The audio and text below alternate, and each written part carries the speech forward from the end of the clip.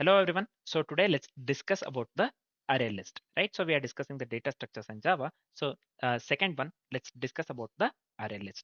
So let's come to the definition part. What does the definition part say here?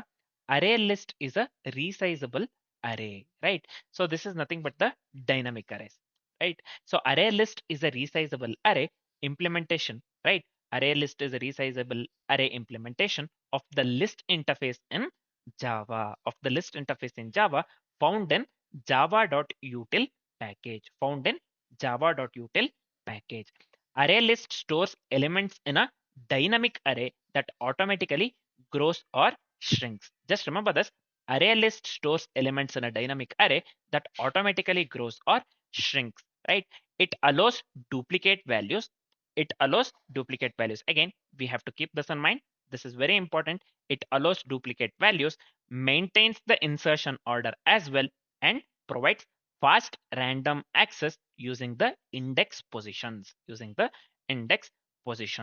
Yeah. So this is it about the array list. Very simple one. Yeah. Let's go with a very simple example just to let's try to understand this one with a very simple example. Yeah.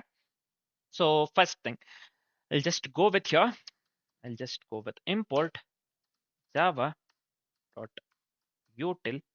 Either you can give here star, or I'll just go with the array list here, right? So this is fine. You can just go like this as well. Yep, I'll just go with the public, uh, this one class main. So this is fine. Inside, let me go with the main. Sorry, not this one.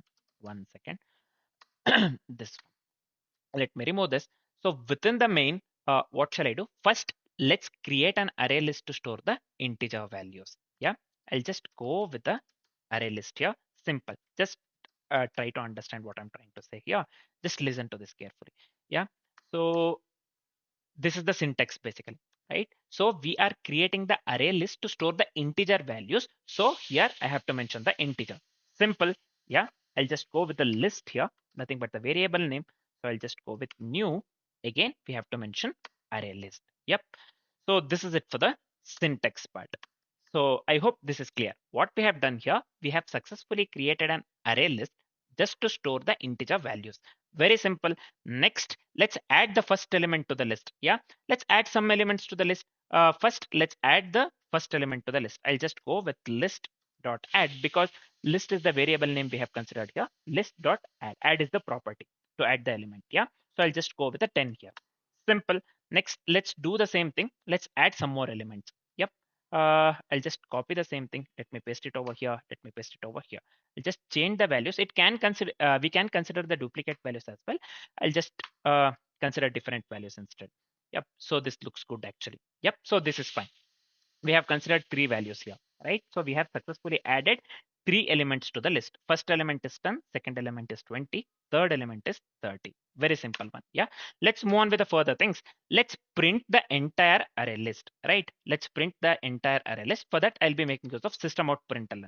Yep. So I'll just go with the system out println. So this one, let me pass the list here, right? So this is fine. Next, what shall we do? Let's try to access the element at index 1, right? Let's try to access the element at index 1. So this is index 0, this is index 1, and this is index 2.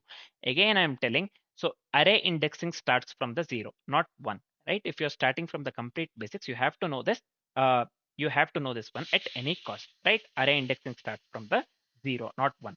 Yeah, let's try to access the element at index 1 means the second one, not the first one, right? So I can just write it in this way. See, I just go with the int value equals list dot get of 1, right? We are trying to access the element at index 1, so I have to pass 1 here, right? So this is simple. Next, let's try to print the accessed element.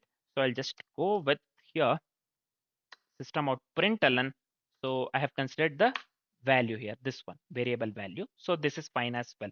Next, let's do one thing. Let's remove the element at index 0. Means I'll just go with list dot remove of 0. Yep. So this is fine. The final one is we have to print the array list of the removal. What we have to do? We have to print the array list of the removal. So let me pass the list here. Right. So now what is the output that we need to get here basically, right?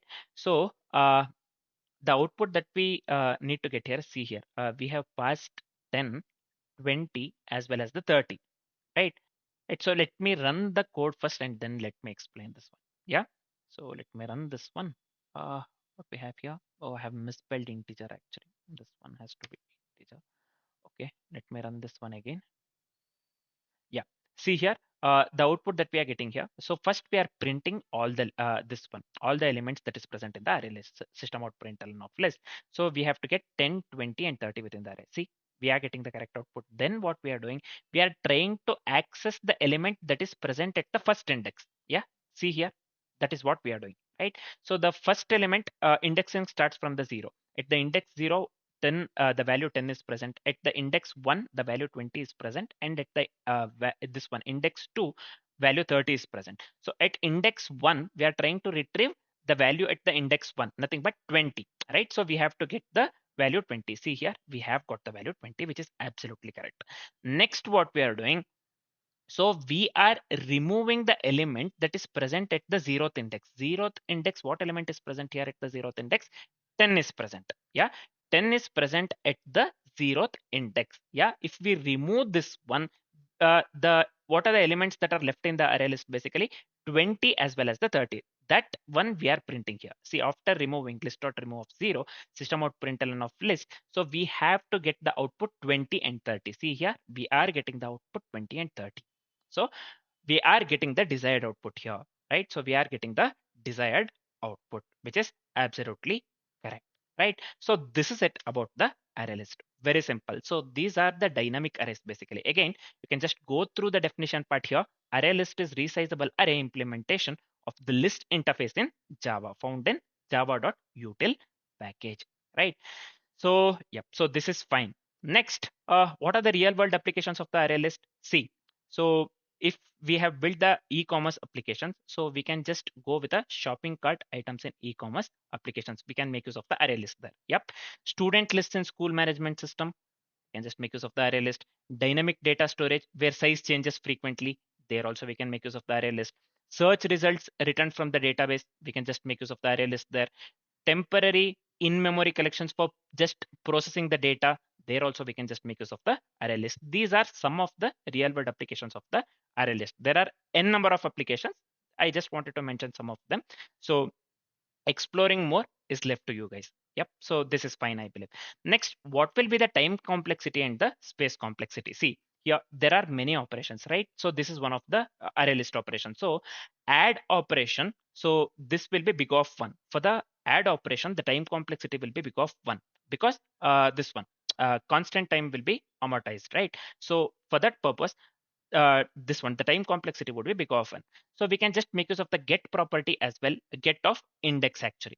The syntax is get of index. For that also time complexity would be big of 1 because we can access the direct, we can access the index directly, right? So that will be big of 1 as well. And there is a property called a remove as well, remove of index actually. The time complexity would be big of n for the remove because elements must shift. That is the reason overall time complexity would lead to big of n. And there is a property called search as well. The time complexity for the search operation would be big of n because we will be going with a linear scan, right? So that is the reason the time complexity would lead to big of n. Yep, I hope this part is completely clear. Now let's come to the space complexity part. Space complexity would lead to big of n because space grows linearly with the number of stored elements. Yeah, this is very simple. Space grows linearly with number of stored elements. Yeah, pretty simple. Yeah, we are done with the complexities part as well. Yeah, so this is it about the array list. One last thing, array list is best when fast access is required. Just remember this, when we can make use of the array list, or when yeah, basically when we can make use of the array list. Array list is best when fast access is required and frequent insertions or deletions in the middle are minimal. Yeah, are minimal. So this is uh, this one point I wanted to discuss about the array list. Yep. So this is it about the array list. Yep. Next, what we will be doing, next we will be discussing about the strings actually. Yeah. Next we'll be discussing about the data structure string or strings. Right. So for now, this is it. Thanks for watching, guys.